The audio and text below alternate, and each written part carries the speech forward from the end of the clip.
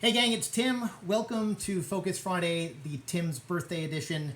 I turned 53 today. That's not really an exciting number. It's not momentous. It's not 40 or 50. It's somewhere in between.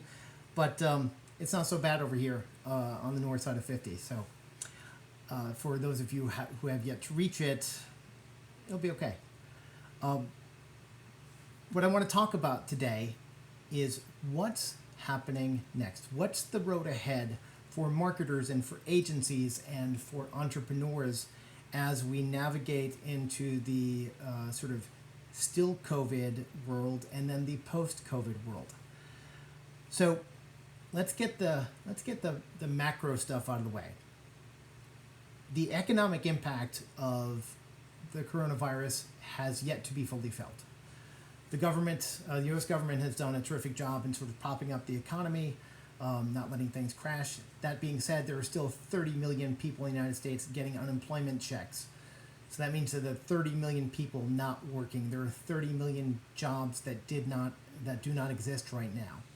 And banks have just put together, the biggest U.S. banks have just put together, some astronomical number like $300 billion to account for bad loans that are coming up in the next 12 weeks. So it is very clear that the economic fallout of COVID has not really impacted us fully yet. So for many of us in the digital world anyways, there was a pause and then things kind of got back to normal. But there may actually be decreasing consumer demand in the not so distant future, which will change the way that advertisers work. So if you're an advertiser or a marketer, you're not living on borrowed time, but you should be thinking things could go south dramatically, really quickly. And how are you prepared for that? And so that might be by, pre-buying inventory so that you don't have to worry about supply chain issues and maybe get better pricing, or maybe you start thinking about how to adjust your margins up or down so that you are better protected or driving more throughput. And you need to really evaluate sort of your innovation strategies. If you are driving things ahead and testing things, as things go south, or when they go south, testing may actually not be the most fantastic idea because of an additional variable put in by declining economic demand. So you need to be a little more thoughtful in order to get through this near-term spot.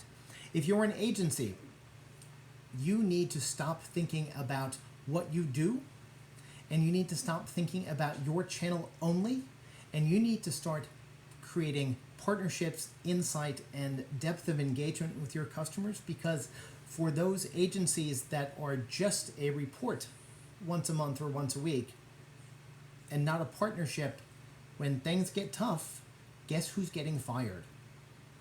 So this is a time where you must step up your customer engagement, your customer insight, and your customer connection. And if you are an entrepreneur, if you are just starting, you can guarantee that loans and funding should not be considered a reasonable avenue until you have substantial and demonstrable traction. So there is no VC fairy or angel fairy or business loan fairy that's going to come save a struggling business, simply because all of those places are in super risk averse mode right now because they cannot foresee the future. That being said, the stock market is cuckoo still because there's some sort of major disconnect between the stock market, which is talking about the future, and what's going to happen between now and the future. So that is a red herring. That is not indicative of the fact that this economy is healthy and happy. So that's the near term. So what's coming next after that? What does the world look like in January or February or March or April or this time next year, when we have fully experienced the economic impact of corona and have started to come out of it? Well, here's what's going to happen. There won't be any more dumb money. There will be very few of the hit-driven companies that we see right now. So right now there are bazillions of retailers the e-commerce retailers that exist only around one or two products, and they are a hits-driven business. The hits-driven businesses will cease to be effective in the not-so-distant future. And this is actually something that actually, this happened the last time during .com. So transactionally oriented businesses will not be as successful as they have been, because there will be different attitudes towards consumption, but also there's a different attitude towards safety and investment on the part of a consumer. So they're less likely to take a bargain flyer hoping that this pair of shoes from China is going to be the greatest thing ever. That will diminish in time, so you will have less runaway winners, and you will have to have a better merchandise selection or a wider offering so that you can effectively monetize all kinds of traffic that you get.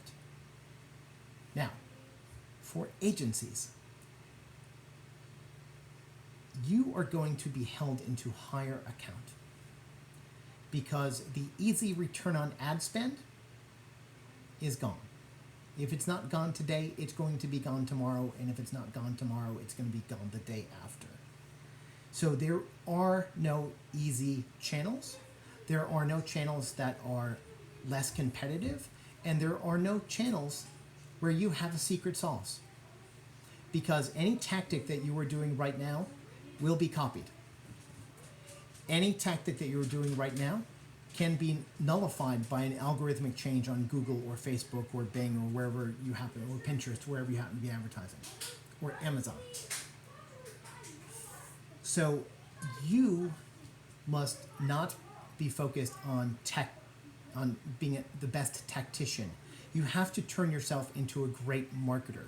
So that means you need to be able to opine on everything from offer to copywriting to target market to pricing. You should be prepared to be sucked in to your clients. And by the way, that's a great thing, because if you get to that point, then it's really hard to extricate yourself, to divorce yourself from an agency that provides so much. And if you are an entrepreneur, the funding markets may or may not come back. Debt markets, I'm going to guess, are going to be shut down for a long time. So getting a business loan is going to be pretty challenging, I think. Even SBA loans. So I think what's going to happen for you guys, for the people who are just starting, the things you're drawing on the back of a napkin right now, what's going to happen is there's going to be a change from interesting to value-driven. So there's a million iterations of SaaS companies that do interesting things. But interesting and feature-driven will not be enough, because as budgets get tighter and the scar tissue from the economic dropout sort of starts to accumulate, companies buy value more than features. So they are likely to invest into something that is 87% as good as your solution, but 50% of the cost, because value and stability, and so they're also likely to buy bigger. Value and stability are the watchwords when you're coming out of things. Now, it is time to be bold and to take big chances if you're a marketer, but you really do need to focus on making bold choices that aren't risky. So a bold choice might be to acquire somebody. That's as the economy sort of starts to fall apart, if you can work that out, it's a terrific time to do that. It may turn out that it is time to be acquired. Downturns are a great time to get acquired and get yourself a little safety if you've been grinding for too long. It's also a great time to become an expert. It's a great and powerful time to own something. So to own a particular space, to own a particular methodology, to own a particular way of thinking. This is the time because there's not as much noise, because all of the noisy flash in the pan folks, they're running out of budget. And if they are not out of budget in the next 2 months, in the next 4 months they are. So you are going to have to, I mean, this is actually a golden opportunity for you to go own a position in the market. So if you currently work with a bunch of fashion retailers, double down, work with more. They're going to be hurting, you're going to be the expert. If you are great at SEO, double down. Invest in partnerships with AI companies that can magically and materially impact your results. Invest with great content writers who can help you create the content that search engines and consumers love. And focus on the way that your problem solves the marketer's, your solution solves the marketer's problem, not in the technology of what you do. But the bold choice right now is not to take a flyer. The bold choice is to double down and create a solid base of expertise and a critical mass of consumers and customers that will stay with you. Now, if you are just starting to get traction, you have to be hypercritical about the kind of customers that you serve. Because obviously you are going to take customers because they have money. But your bold choice is to double down earlier and to focus your market earlier than feels okay. Because generalists, people who have broad experience, they will be second order players unless they have a long track record. So if you are an agency or an entrepreneur that does a lot of things and you have yet to sort of get traction, force yourself to focus and get traction now, because there's going to be a fallow time that's coming up. And what's going to happen is the people who have focus and true expertise are going to thrive more.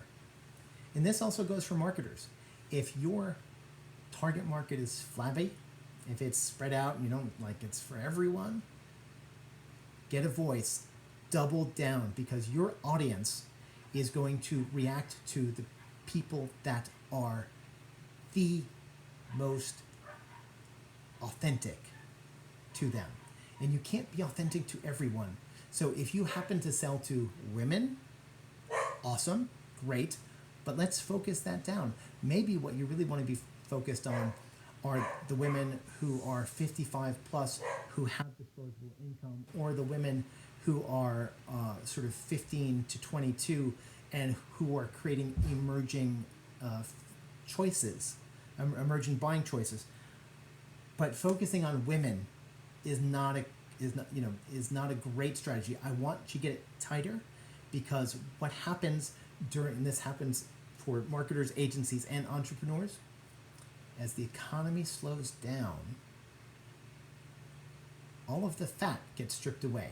The extra stuff, the things that don't really drive value, and when your value proposition is stripped away of all of the fluff, what remains? It is the structures that you build to serve an audience. So the bold choice is to accelerate building those structures. Focus, intensify, and engage. Thanks. And we're having cake later on, so come on by.